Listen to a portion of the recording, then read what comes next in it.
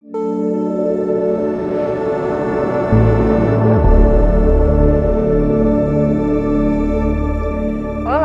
eu sou Eliane Brixner e no vídeo de hoje eu vou falar sobre saúde quântica e o nosso poder de autocura. Mas antes da gente falar de cura, vamos aprofundar um pouquinho sobre como se desenvolve o processo da doença.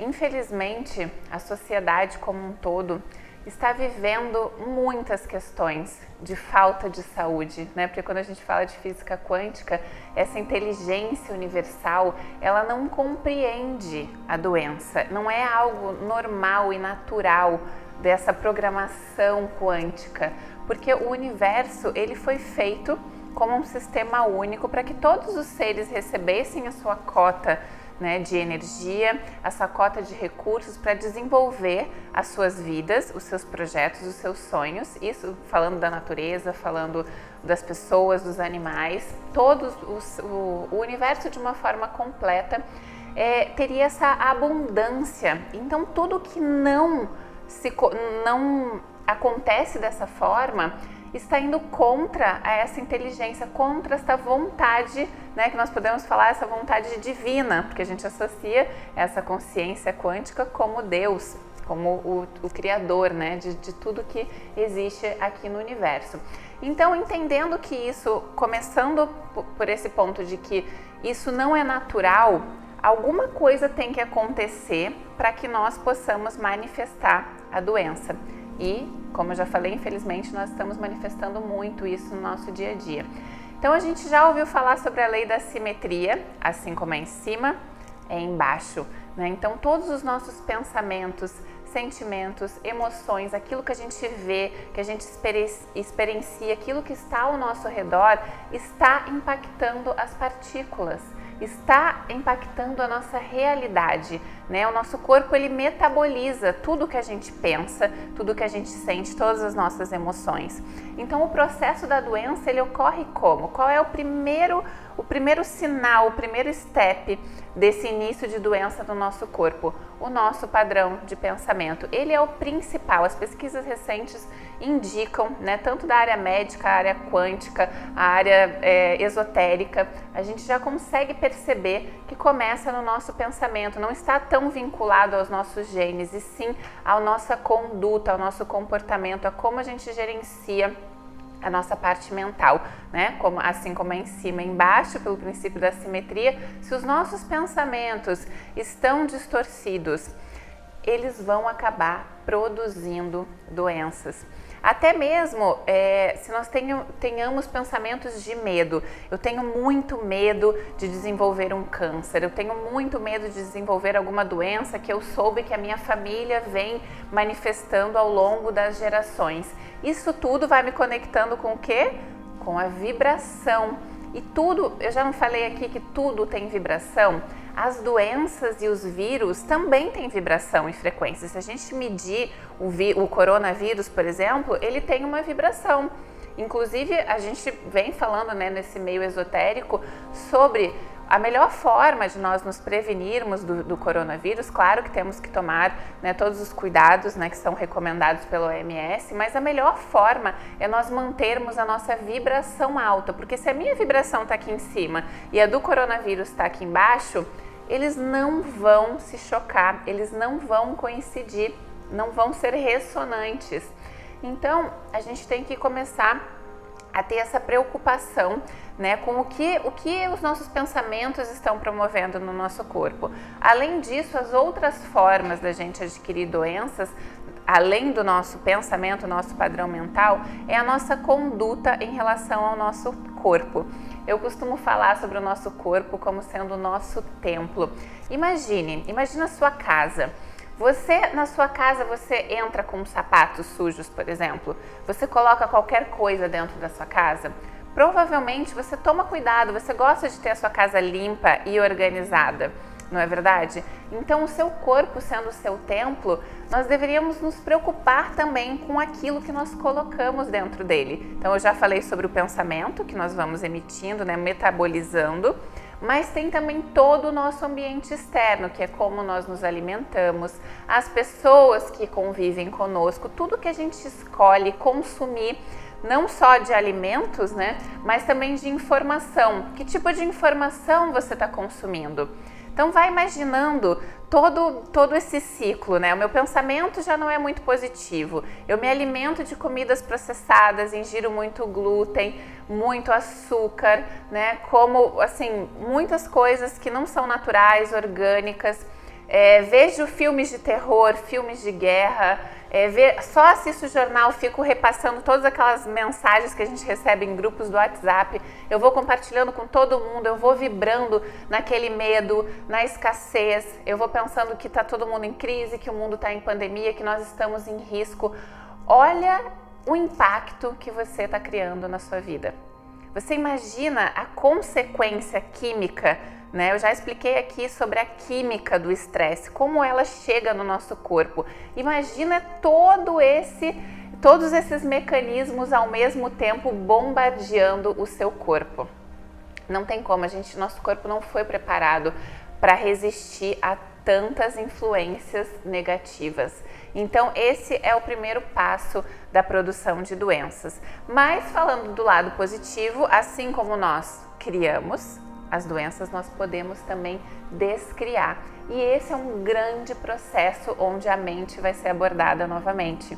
Vocês já devem ter ouvido falar dos estudos do efeito placebo, que são aquelas técnicas, né, de fazerem pesquisas onde a pessoa acredita que ela está sendo medicada, mas na verdade ela não está sendo medicada, ela apenas acreditou que ela estava sendo medicada. Então olha o poder, isso demonstra tanto o poder que a nossa mente tem para se curar, não é mesmo? Então a gente trazendo essa reflexão, essa influência, a gente pode entender que a gente pode mudar qualquer condição de saúde, qualquer. Eu já indiquei aqui aquele documentário do Netflix que se chama Heal, o poder da mente, que fala sobre muitos casos de curas milagrosas. Eu já tive contato com muitas pessoas que se curaram de câncer e outras doenças, né, que estavam assim com dias mesmo contados. E como que isso aconteceu?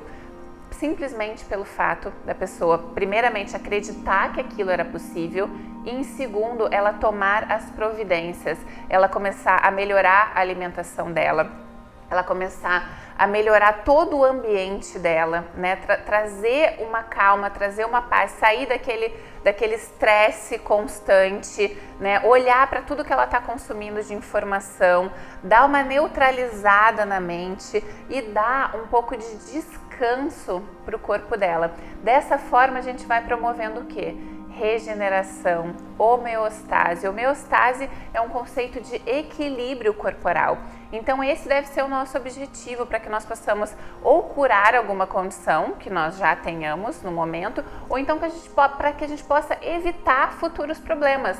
A gente precisa acreditar que através da nossa conduta no dia a dia nós podemos ser sim muito saudáveis. Inclusive o conceito de envelhecimento também foi sendo muito distorcido ao longo do tempo. Nós crescemos acreditando que nós temos que ficar mais velhos e ficarmos doentes e irmos, né, envelhecendo, ficando com a pele mais enrugada. E claro que existe um processo natural que nós entendemos, mas a gente pode melhorar um pouco, tornar tudo isso um pouco mais leve. Isso com expansão de consciência, com autoconhecimento e com todos esses cuidados, não tendo um comportamento negligente, porque obviamente se você passar uma vida toda durante anos com padrões distorcidos, né, comendo, se alimentando mal, provavelmente você, de alguma doença em alguma área da sua vida, você vai acabar manifestando. Então a gente fala daquela tríade, né, que é muito importante para a saúde, que é a gente sempre cuidar da mente, do corpo, mas também da alma. Isso significa o quê? Nós temos que tratar o nosso corpo como o nosso templo, pensarmos em tudo que nós consumimos, né? Tomarmos cuidado com a nossa mente, como estão os nossos pensamentos, como a gente gerencia isso, mas também o nosso lado espiritual, a nossa conexão fora dessa realidade 3D, para que a gente possa expandir, né? Através desses conhecimentos de física quântica, esses conhecimentos holísticos, a gente vai entendendo que a gente pode criar muito mais nesses espaços, né? Onde ondas cerebrais estão mais lentas, onde a gente está num estado mais contemplativo, mais meditativo.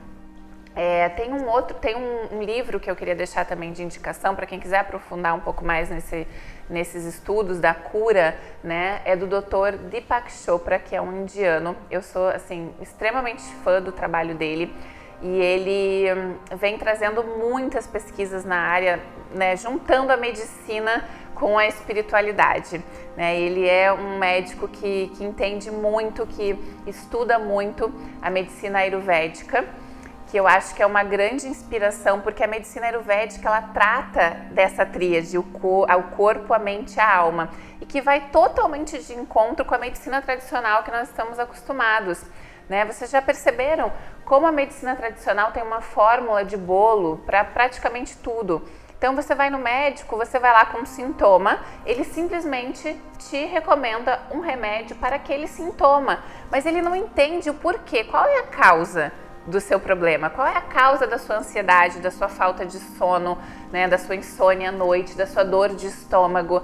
Eu mesma, na época que eu vivia tendo crises fortíssimas de refluxo, de gastrite, que eu ia parar no hospital, nenhum médico nunca me perguntou como era a minha vida, como estavam os meus pensamentos, se eu estava indo fazer alguma terapia. Eles simplesmente me receitavam um remédio para dor, um antigástrico, um omeprazol para eu tomar para o resto da vida.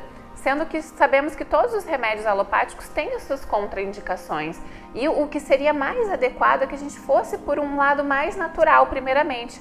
Óbvio que eu não estou aqui falando contra a medicina tradicional, jamais, porque ela salva as nossas vidas, né, quando nós necessitamos, quando nós estamos num caso de urgência. Porém, para o dia a dia, nós poderíamos tratar a saúde de uma forma diferente. Primeiro, tentarmos opções mais naturais, tentarmos entender aquele fundo emocional que liga, que está tendo uma consequência, né? Que a gente fala do fundo psicossomático da doença. Sempre tem um fundo emocional psicossomático. Então, eu acho que essa validação, nós temos os médicos hoje como mestres. Então, quando você vai numa consulta e o médico te dá um diagnóstico, né? Inclusive as pessoas vão ávidas pelo diagnóstico. O que eu tenho, doutor? E aí ele fala para você, bom, você tem diabetes. No momento que o médico fala que você tem aquela doença, você simplesmente assina embaixo, coloca o seu nome, bate o martelo e aceita. Você não questiona, a gente não costuma questionar os médicos. E é claro que eles têm, né, toda a sua propriedade de estar falando daquilo. Eles nos ajudam muito quando nós precisamos. Porém, nós podemos também questionar um pouco, até para que a gente possa sair dessa matrix, para que a gente possa sair desse sistema tão robotizado, tão automatizado, que não respeita as individualidades de cada um. Então, no momento que você for diagnosticado, você tem sim o direito de questionar, porque é o que acontece com as pessoas que fazem as curas milagrosas, que saem das cadeiras de roda, que curam o câncer, sabe? Escutem essas histórias, assistam esses documentários onde essas pessoas contam como elas conseguiram. E elas conseguiram não aceitando, não validando aquilo que o médico determinou. Ou você tem apenas 3 meses de vida ou essa doença não tem jeito. Elas não acreditaram e elas foram lá e fizeram diferente.